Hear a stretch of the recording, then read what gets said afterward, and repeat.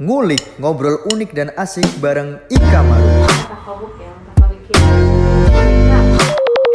Oke, bismillahirrahmanirrahim. Assalamualaikum warahmatullahi wabarakatuh. Hai Sobat Ika Maru di seluruh dunia. Selamat datang di konten terbarunya YouTube Ika Maru Republik Arab Mesir di segmen Ngulik, ngobrol unik dan asik bareng Ika Maru. Yeay. Jadi di segmen Ngulik di sini kita bakal ngobrolin apa aja yang ada di sekitar kita, hal-hal yang unik dan menarik bareng kakak-kakak dan teman-teman kita di Ika Maru Republik Arab Mesir. Bareng saya, Farah Fauzia Hasan sebagai host di segmen Ngulik episode 1 kali ini. Dan di samping saya, di sini udah ada narasumber kita yang Masya Allah banget. Ada Mbak Ika Saada LCMA. Bener Mbak ya? Enggak? Iya betul. Oh iya bener. Kirain enggak gitu.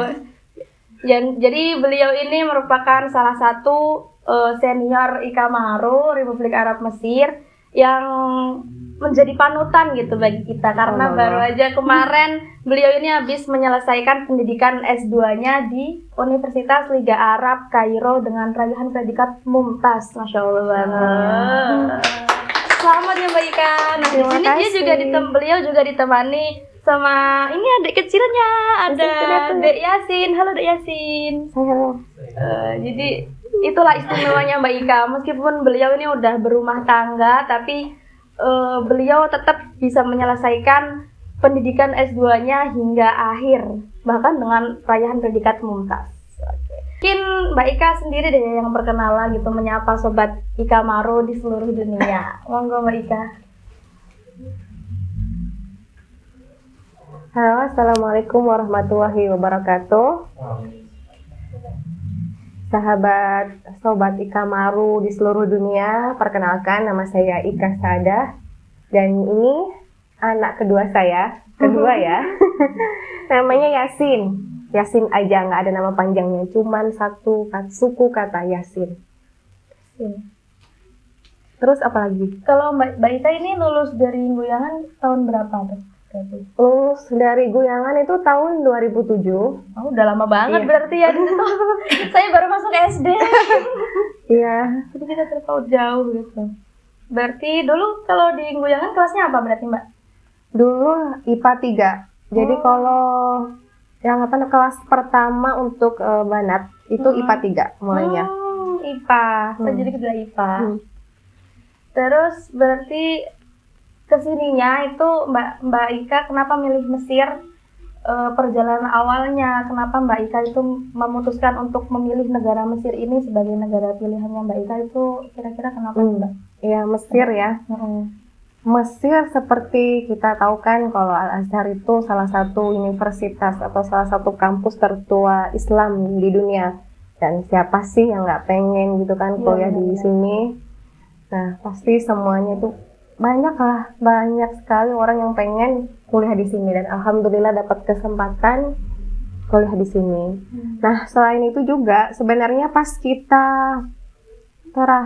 kita lulus MTS ya, itu kan mau lanjut aliyah, itu kan bingung mau aliyah di mana gitu. Oh berarti di Guyangan juga dari MTS gitu? Bukan, kita kalau di Guyangannya mulai dari aliyah. Oh. Nah pas mau masuk ke Guyangan itu sebelumnya dikasih tahu sama paman saya, beliau kan yang anaknya putrinya tuh lebih dahulu mondok di Guyangan. Beliau bilang katanya kalau kamu nanti mondok di situ di Raudatul Ulum, nanti bisa lanjut ke Mesir loh katanya gitu. Ya udahlah, pengen gitu kan. Ya, siapa sih nggak pengen ke Mesir? Iya gitu, benar. Nah mulai dari awal masuk ke Guyangan itu emang udah kepengen ke Mesir. Tapi cuman pengen aja. Dan alhamdulillah pas kelas 3 ya selesai lulus tuh kelas 3 aliyah. Nah, ada tuh pondok ngadain seleksi beasiswa untuk ke Mesir. Maaf nih agak grogi dikit-dikit ya. Jadi ngadain seleksi untuk tes beasiswa ke Mesir. Itu pondok yang ngadain dan alhamdulillahnya lulus. Nah, ya akhirnya di sini deh di Mesir. Berarti dari jalur Kemenak. atau pondok sendiri? Itu pondok, dari pondok dulu. Jadi pondok dulu ngadain seleksi, siapa yang mau ikut tes dulu. Nah, setelah pondok seleksi baru nanti ikut tes selanjutnya. Oh, berarti tesnya malah Dari pondok dulu. 2 kali gitu Iya, ya? 2 kali. Enggak. Oh iya, berarti kalau sekarang kan langsung didatain siapa aja yang pengen. Oh, enggak. Terus ke temenan Oh, gitu. gitu. Berarti Iya, enggak beda ya? Ya, dulu beda. Lebih ketat dong Mbak berarti. Mungkin ya, kalau dulu kayak gitu. Jadi ada seleksi dari pondok dulu. Oke. Nah, dari satu angkatan itu dulu yang daftar banyak. Dulu itu ada 9, 3 cewek, terus yang 9 cowok. Oke. Yang 6 cowok, 3-nya cewek. Jadinya totalnya 9. Terus setelah akhirnya keterima, terus berangkat ke Mesir. Iya, alhamdulillah. Alhamdulillah. Jadi itu latar belakang Mbak Ika milih Mesir sebagai ini ya. Jadi emang dari keinginan diri sendiri. Iya, terus juga waktu itu kan pondok masih di bawah pimpinan Yai Umam. Beliau tuh pernah ngendikan bahwa kalau kuliah di di Mesir, di Al Azhar itu paling enak katanya daripada kampus-kampus lain di Timur Tengah. Kayak misalkan dari segi ekonomi, dari segi dari segi cuaca itu apa ya? Dari segi kayak kalau di Sudan itu kan panas banget ya. Nah, kalau di sini panasnya tuh sedang lah, nggak yang terlalu tinggi banget, misalnya 40 ke bawah, nggak 40 ke atas gitu. Jadi kan kalau kita untuk orang Indonesia kan nggak terlalu kaget gitu loh sama panasnya. Itu salah satunya. Beliau ngendikan kayak gitu. Terus akhirnya pergi ke Mesir. Lah, ekspektasi pertama gitu pas sampai di Mesir gitu kayak gimana? Ih, seneng banget gitu. Ini cita-cita aku dari kecil. Iya sih, senang banget karena apa yang diimpikan, walaupun sebenarnya waktu itu ya cuma kepengen aja gitu, bukan yang kepengen banget juga enggak, tapi kepengen lah rasanya ngerasain kuliah di luar negeri gitu kayak gimana. Alhamdulillah kesampaian, diizinkan oleh Allah, alhamdulillah. Alhamdulillah. Terus Mbak Ika ini lulus dari S1 sebelum lanjut ke S2 yang kemarin munakosha itu. Itu tahun berapa berarti nih Mbak? Kalau lulus dari S1 kan 2012. Terus sebenarnya sih nggak mau ngambil di dual ya, maksudnya dual Arabi itu bukan pilihan utama untuk lanjut S2 waktu itu. Nah, jadi sebelumnya tuh udah kuliah dulu di S2 di Jamiah Amerikiyah Maftuhah. Oh, Masya Allah. Ya, itu S2.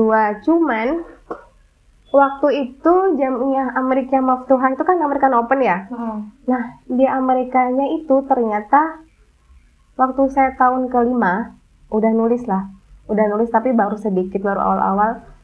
Itu universitasnya ada di sini? Ada di Haitasi itu yang di Wami.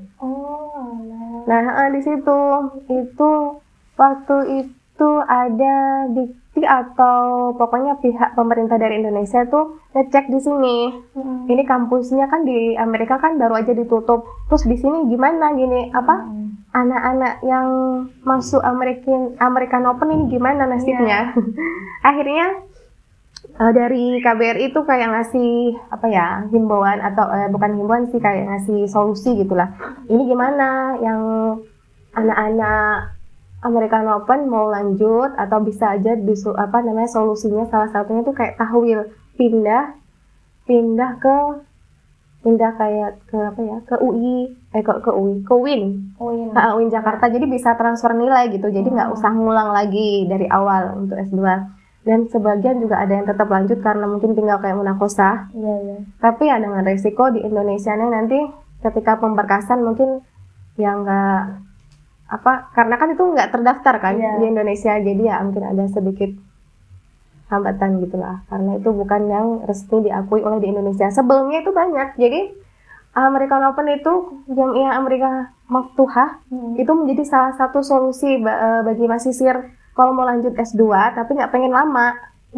Ya, tahun saya ke atas, angkatan saya ke atas itu pada kuliah di sana. Kalau nggak kepengen ke Al Azhar, karena kan kita tahu sendiri kalau S2 di Azhar kan lama ya. Sampai ada juga pas saya anak baru tuh, saya anak baru, ada kakak kelas di Kamaru juga. Nah, beliau itu ngambil jurusan hadis. Nah, itu S2-nya itu sampai 9 tahun jurusan hadis. Nah, karena emang udah terkenal lama dan terus melihat kakak kelas sendiri juga lama, jadi kita nggak kepengen lah lanjutin S2, tapi kepengen S2, cuman nggak kepengen milih di Azhar. Akhirnya keputusan jatuh ke Jamiah Amerikah Maftuhah, American Open. Nah, tapi ternyata di tengah jalan ada kendala kayak gitu tadi, jamiahnya yang di Amerika, yang pusatnya itu ternyata malah ditutup. Akhirnya Padahal itu udah nulis. Udah awal juga. nulis. Terus abis itu gimana ceritanya kok bisa? Berarti di Kedua. American University ini Iya. nggak sampai selesai ya? Enggak sampai selesai. Terus kita mikir-mikir kan gitu setelah konsultasi sama suami, sama keluarga yang di Indonesia. Ini gimana, mau ngelanjutin aja atau mau pindah gitu. Dengan berbagai pertimbangan akhirnya kayaknya kita masih pengen tetap di sini di Mesir. Tapi selain Azhar ya salah satu solusinya ya di dual gitu. Ya akhirnya masuk dual. Mulai lagi dari awal. Kalau kita mungkin pulang ke Indo bisa aja sih kayak ngelanjutin ke UI dulu, masih ada bantuan dari KBRI untuk transfer nilai. Jadi kita nggak ulang semua. Cuman kami lebih milih untuk ngambil di dual. Di dual. Iya. Terus tadi aku tuh sempat dengar kata suami gitu. Iya. Aku jadi kayak kepikiran, wah Mbak ini kalau boleh tahu Mbak Ika ini nikah pas umur berapa? Kalau umur 23 selesai kuliah Oh, berarti S1. udah S1. Selesai S1 saya S1. nikah. Lanjut S2-nya nikah. Di sini. Nikah waktu S1 pulang, terus nikah di Indonesia, balik lagi sini. Terus nih Mbak, itu gimana respon suami Mbak Ika ketika tahu keinginan Mbak Ika yang ingin melanjutkan S2 itu, semangat belajarnya itu nggak habis-habis gitu, pengen sekolah terus gitu kayaknya. Itu gimana tuh respon suaminya? Alhamdulillah mendukung ya, karena beliau juga kebetulan kemarin juga lanjut di sama-sama kita di Jamiah Amerikah Maftuhah. Jadi kita sama-sama bareng berjuang untuk S2 sebenarnya. Oi, berjuang bareng. Ini nih kalau dapat yang sefrekuensi tuh enak gitu ya Mbak ya. Alhamdulillah. Gitu. Terus akhirnya berjuang bareng sampai lulus bareng gitu. Kalau S2-nya kita yang lanjut di di dual. Suaminya juga dari dual. Suaminya belum lanjut lagi yang di dual, belum. Karena sibuk kerja.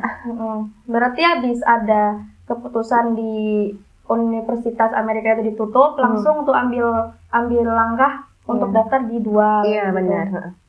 Nggak, akhirnya baru selesai kemarin. Iya, betul. Udah selesai nulis. Dengan predikatnya mumtaz ya. Alhamdulillah, berkat doa antum semua nih. Nah, itu proses nulisnya itu berapa lama nih Mbak? Kalau Mbak Ika? Kalau proses nulis, sebenarnya nulisnya nggak yang lama banget sih, dari 2020 ke 2023 kan. Ya alhamdulillahnya lumayan cepat, cuman karena awal 2020 itu kan ada corona ya. Corona emang bener-bener yang kita itu tahun 2020 tanggal 28 Januari itu ini muafaqah baru turun. Terus yang bulan Maret 2020 itu kan awal banget corona yang rame-rame di Mesir. Ya udah jadinya waktu itu kita bener-bener stagnan di situ. Karena dokternya juga susah ditemuin kan. Kan lagi corona waktu itu, orang kita mau ketemu sama siapapun kan juga mikir-mikir gitu. Lockdown. Jadinya yang tahun 2020 itu bang bener-bener nulisnya itu ya hampir aja nggak nulis tahun itu. Hampir aja nggak nulis. Berarti hampir putus asa gitu atau gimana? Semuanya mungkin pada bingung ya, mungkin nggak cuma dari segi pendidikan, orang-orang di Indonesia pun pasti juga pada kebingungan masalah ekonomi segala macam gitu. Dan kita di sini pun juga sama. Ini nanti kira-kira kedepannya kayak gimana ya? Bakalan kita dievakuasi? kan nggak tahu. Dipulangkan ke Indo gitu. Dipulangkan ke Indo kalau misalkan semakin parah kayak dulu waktu revolusi kan, karena waktu itu dievakuasi kan. Atau ini nanti bakalan gimana, kita kan nggak jelas. Terus mau menghubungin guru, dokter, pembimbing kan kita susah. Kebetulan juga beliau itu dokternya itu udah yang agak sepuh. Terus dihubunginnya itu cuma bisa lewat telepon dan nggak ada WA. Beliau itu nggak punya WA. Jadi kan kalau misalkan kita ada WA kan bisa konsultasi gitu ya. Mungkin kita bisa ngirim email ataupun ngirim tulisan kita lewat WA gitu. Cuman beliau nggak bisa dihubungin kayak gitu. Jadi harus telepon dan ketemu kalau beliau sistemnya kayak gitu. Jadinya kan mandek udah pas awal corona tuh. Baru mulai lanjut lagi pas mending agak corona agak ngereda. Kalau aku lihat-lihat di CV-nya Mbak Ika nih, berarti Mbak Ika masuk di Dual itu di tahun 2017. Iya, 2017. Baru lulusnya 2023. Iya. Berarti masanya 7 tahun. 7 tambah 5. 5. 6. Ayo. Penonton berapa ayo? 6. 6 Iya, tahun ya, Mbak iya. ya. Itu kan masa yang sangat lama gitu. Nah, kira-kira kalau di Azhar itu berapa gitu masa yang ini? Kok sampai Mbak Ika itu memutuskan untuk memilih di Dual, karena alasan yang Mbak Ika tadi sebutkan kan karena waktunya gitu. Iya. Iya, sebenarnya kalau di Azhar juga sama, malah lebih lama lagi rata-rata. Oh, emang lebih lama. Idealnya sih sebenarnya mungkin 5 ya. 5 itu memang udah waktu ideal buat selesai S2 kalau di sini ya, rata-rata. Kebanyakan itu kalau ideal. Tapi memang kalau di Azhar itu minimal tuh 5 tahun ke atas. Minimalnya Iya, ya? itu minimal 5 tahun. Itu dan banyak juga yang kayak 8 tahun, 9 tahun. Nah, mending kan sekarang kayak udah ada ulum, itu kan menjadi solusi buat wafidin gitu. Iya. Jadi bisa lebih cepat kalau masuk di Rosat Islamiyah. Itu ya itu pasti udah terkenal lama. Jadi alhamdulillah ulum itu memang benar-benar kayak penolong lah bagi wafidin. Tapi nih, kira-kira Mbak Ina tuh tahu nggak sih alasan dibalik kenapa ya Azhar kok bisa selama itu? Atau emang di situ pelajaran yang agak sulit atau ada faktor yang lain gitu? Kira-kira Mbak Ina itu tahu nggak? Kalau latar belakang lama apa enggaknya sih nggak tahu jelasnya kenapa gitu ya. Cuman emang udah terkenal dari dulu itu lama. Jadi rata-rata orang yang di sini tuh ya kebanyakan S1 pulang. Iya. Jarang banget yang lanjut S2, S3 gitu ya. Ya ada lah, tapi ya nggak sebanyak yang dibandingkan S1 gitu. Itu emang udah terkenal dari dulu lama. Mungkin ada sistem yang berbeda. Bener, sistem. Kalau bicara masalah sistem itu memang beda banget sama Dual. Jadi kalau ijroat di Azhar itu kan emang agak lama kan, karena sistemnya manual, terus sering juga dibukro-bukroin. Dan kita tahu sendiri kan juga muridnya mahasiswanya kan emang banyak banget kan dari berbagai negara. Itu juga yang bikin lama untuk ijroat. Pasti dibukro-bukroin, habis itu udah manual banget kan, pakai buku. Mungkin kayaknya sekarang udah mulai komputerisasi ya, udah kayak mulai awal-awal. Nah itu. Jadi ijroat judul pun kalau kayak di Azhar tuh mereka juga agak lama. Faktornya mungkin ya judul diterima itu kadang judulnya itu kan sesuai nggak sih sama manhajnya Azhar. Itu kadang yang mereka agak lama diterima judulnya. Orang kalau misalkan judulnya nggak sesuai manhaj Azhar, ya udah akhirnya nyari judul lain, ditolak gitu. Jadi pengajuan judulnya itu yang memakan waktu. Iya, salah satunya itu. Terus juga kalau lihat dari pengalaman kawan-kawan ya, karena kita kan nggak S2 di Azhar. Terus juga selain itu mungkin ketemu pembimbingnya juga agak susah biasanya kalau misalkan dapat pembimbing dokter yang senior gitu. Karena biasanya kalau dokter senior itu mereka yang emang jam terbangnya udah tinggi. Itu mungkin yang salah satunya bikin Azhar lama S2-nya. Berarti Mbak Ika ini di Dual dulu ambil jurusannya apa? Ambil jurusan adab. Adab. Lugoh berarti. Iya, lugoh.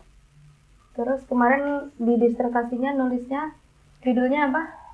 Judulnya An-Nafi fil Qur'anil Karim Dirusah Nahwiyah Dilaliyah. Itu bahasa apa tuh Mbak? Kira-kira tuh? Nah itu bahas kayak gitu. Itu bahas tentang ini, kita ngambil tentang dirosah Qur'aniyah ya. Iya. Tapi dari segi nahwunya. Dari segi nahwu kita juga ngambil pembahasan apa sih nahwunya tentang nafi. Ya, nafi. Jadi kenapa milih nafi? Nafi itu di dalam kitab Turos itu nggak ada pembahasan satu maudhu tentang nafi aja. Itu pembahasannya itu bab terpencar-pencar gitu loh. Iya. Jadi nggak sistematis tentang harus satu maudhu nafi, itu kita nggak nemuin di kitab Turos. Nah itu makanya karena itu nggak ada, nah itulah yang menjadi sumber inspirasi, menjadi latar belakang kita milih nafi. Gitu. Ya. Kalau menurut teman-teman semua nih biasanya kan stigma kalau lughah itu susah gitu. Oh iya. Lulusnya paling lama gitu. Kalau menurut Mbak Ika sendiri gimana? Iya. Memandang jurusan lughah itu sendiri. Emang susah sih. Emang susah. Bahkan orang Arab pun juga ngakuin itu susah Iya. gitu. Karena orang yang berbahasa Arab pun belum tentu tahu kaidah nahwu, balaghah dan macam-macam alat lainnya gitu loh. Emang susah karena selain itu juga bukan bahasa kita, bukan bahasa ibu kita. Kalau kita kan bahasa Indonesia itu berbeda jauh dengan bahasa kita, itu mungkin yang bikin susah. Terus bahasanya juga kan apalagi kalau kita ngambil yang lughah yang adab itu, yang syair-syairnya itu kan bahasanya bahasa yang tinggi-tinggi sekali. Jadinya itu yang bikin agak susah. Gitu. Tapi stigma lughah itu susah bisa dipecahin nggak sama Mbak ini, mematahkan stigma itu gitu. Nyatanya aku bisa lulus nih tepat waktu sampai S2 gitu. Itu kan berarti tandanya aku mampu gitu. Sebenarnya ya itu mungkin karena udah diizinin sama Allah juga untuk dimampukan. Dan juga apa ya sebenarnya kalau kita belum nyemplung gitu ibaratnya ya kan, kita biasanya melihat sesuatu itu kayak susah, kayak ini berat gitu. Ketika udah dijalanin ya sebenarnya biasa aja gitu. Yang penting ya belajar, usaha, insya Allah lah ada hasilnya gitu. Insya Allah usaha itu nggak mengkhianati hasil gitu kan katanya. Pernah ada pikiran pengen tahwil jurusan gitu nggak Mbak di tengah-tengah kuliah gitu? Enggak pengen, enggak. Dari awal emang lughah. Karena yang kesini emang emang pusatnya gitu. Pusat bahasa ya, kita di sini kan bahasanya bahasa Arab. Ya udah. Salah satunya kesempatan kita untuk memperdalam bahasa. Ya udah, di situ akhirnya lughah jadi pilihan. Iya. Terus ini Dek Yasin, ya Allah antengnya. Terus aku jadi kepikiran Mbak Ika ini berhasil menyelesaikan S2. Tapi di samping itu juga berhasil jadi sosok ibu rumah tangga yang baik gitu. Membesarkan 2 putra-putri kecilnya gitu. Di samping ada kegiatan tanggung jawab menulis disertasi itu sendiri gitu. Nah kira-kira tips memanage waktu ala Mbak Ika itu gimana gitu? Kok bisa gitu membagi waktu antara ngurus rumah, ngurus rumah tangga, anak yang masih kecil-kecil kan waktu itu ya berarti. Sambil nyelesain nulis disertasi itu dalam waktu 3 tahun berarti kalau mulainya tadi 2020. Iya, kalau nulisnya aja Tamhidi 2 tahun sebelumnya. Iya, itu waktu yang singkat gitu menurut saya. Iya, kalau untuk bagi waktu ya, sebenarnya setiap mahasiswa yang mungkin udah berkeluarga punya trik masing-masing. Tapi kalau kita itu ya pokoknya yang penting balance. Seimbang ya antara ya ibu rumah tangga, jadi istri, jadi ibu, terus jadi mahasiswi. Di situ kita harus membagi waktu benar-benar rata, balance. Ya khairul umur kan katanya, khairul umur awsatuha kan. Jadi itu benar-benar harus balance. Yang pertama, tapi emang prioritasnya, aulawiyahnya itu jadinya agak bergeser. Bukan lagi jadi mahasiswa yang jadi nomor 1, enggak. Tapi jadi ibu rumah tangga. Misalnya dalam hal apa? Ketika anak kita misalkan, atau ada salah satu anggota keluarga yang sakit, misalkan suami gitu, kadang ada yang sakit atau anak yang sakit kan, kita otomatis di situ nggak bisa belajar kan? Iya. Udah mandek, nggak bisa ngapa-ngapain. Akhirnya fokus ke keluarga dulu. Dan di situ kita harus ngambil, gimana nih keputusan kita harus mementingkan kuliah dulu, tulisan dulu kah, apa keluarga kan? Pastinya kita ngambil yang aulawiyahnya kan keluarga dulu kan, anak yang sakit ataupun suami yang lagi sakit kayak gitu. Jadinya prioritasnya mungkin agak tergeser. Tapi karena kita udah pegang apa namanya ke tawazunan apa ke balance-nya itu, jadi kita sadar kan. Terus juga ada tips nih sebenarnya kalau kita ya, itu buku, jadi ada buku dan laptop itu taruh di dekat kasur. Biar Ya, apa tuh Mbak? biar gini ya, kalau misalkan kan kita seharian mungkin sibuk sama keluarga.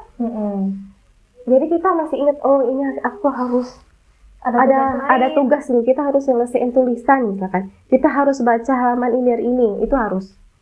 Kenapa? Kalau misalkan kita nggak kayak gitu, misalkan mandek nih ya, seminggu aja gitu, walaupun mandek seminggu doang itu, kalau mau mulai awal lagi tuh, aduh berat banget itu. Jadi emang harus benar-benar setiap hari tuh kayak dikondisikan gitu. Makanya ditaruh di pinggir kasur, ada meja kasur, di atasnya itu, di atas meja ada laptop sama di situ ada sampingnya ada buku yang harus dibaca misalkan hari itu, supaya kita nggak lupa. Kita masih ada tanggungan atau kewajiban buat nulis nih, kita ada kewajiban buat selesaiin bacaan ini. Nah itu, biar kita nanti semangatnya itu tetap terjaga. Kalau nggak kayak gitu, udah nanti ya, lepas seminggu, apalagi nanti udah keenakan, aduh mager jadinya sebulan, udah mandek, mager lagi 3 bulan, udah habis waktu. Iya bener. Tambah molor terus nanti. Iya, jadinya bikin tambah molor. Nah, kalau ketika mau kemana gitu lah, kita kan lihat di situ tuh ada buku, ada laptop. Oh ya, ingat aku masih harus nulis. Jadi bikin semangat. Nah itu nulisnya setiap hari harus nulis walaupun sedikit atau gimana? Berarti gitu ya Mbak? Iya, kan kita nulis harus baca dulu ya. Ya kalaupun misalnya kita nggak bisa nulis misalkan satu paragraf ataupun satu baris pun kita harus baca. Yang penting semangat tiap harinya itu harus dijaga. Itu yang paling penting. Nanti kalau misalkan kita semangatnya udah kendor, itu yang susah mulainya lagi kayak gitu. Jadi setiap harinya harus balance antara rumah tangga ya, di samping itu aku juga punya tanggung jawab lain. Iya. Gitu. Dan alhamdulillahnya punya suami juga mahasiswa Azhar gitu. Maksudnya kan beliau bisa lah diajak kerjasama dalam hal rumah tangga misalnya. Ya pekerjaan rumah tangga itu jadi kita lebih enteng kan. Misalkan yang kita bagian nyetrika, beliau yang nyuci baju, yang jemur gitu. Misalkan kita masak, kalau kita nggak sempet belanja, beliau yang belanja. Jadi kita bagi tugas. Kesalingan dalam rumah tangga itu juga harus perlu gitu. Iya, harus kerjasama. Alhamdulillahnya itulah. Alhamdulillah dari tadi kita udah ngobrol panjang kali lebar ya Mbak ya. Nah sekarang Farah punya challenge nih Mbak buat Mbak Ika. Apa itu challenge-nya? Apa ya? Aku punya challenge buat Mbak Ika. Kasih satu pantun motivasi buat adik-adik Ika Maru di seluruh dunia. Siap. Oke. Siap ya, siap. Tadi di sini pada bilang cakep ya teman-teman ya. Cakep. Langsung nih pantunnya. Iya. Oke. Pantunnya pakai nama Salwa aja deh. Salwa. Kayak gitu ya, salah ngomongnya. Salwa pergi ke pasar. Cakep. Soalnya nadanya Salah ya, nadanya gimana? Kurang pas nadanya. Bener. Salwa pergi ke pasar. Salwa pergi ke pasar gitu ya harusnya ya kan? Iya. Oke. Salwa pergi ke pasar. Cakep. Melihat buah semangka berjajar. Kalau pengen pintar, rajin belajar. Terima kasih Mbak Ika atas Sama-sama. waktunya. Jika dirasa konten ini bermanfaat, jangan lupa tinggalin like, komen, dan subscribe-nya. Dan ikuti terus perjalanan kami di ngulik-ngulik episode selanjutnya. Saya Farah Fauzia Hasan selaku host. Pamit undur diri dari hadapan Anda semua. Wassalamualaikum warahmatullahi wabarakatuh. Waalaikumsalam.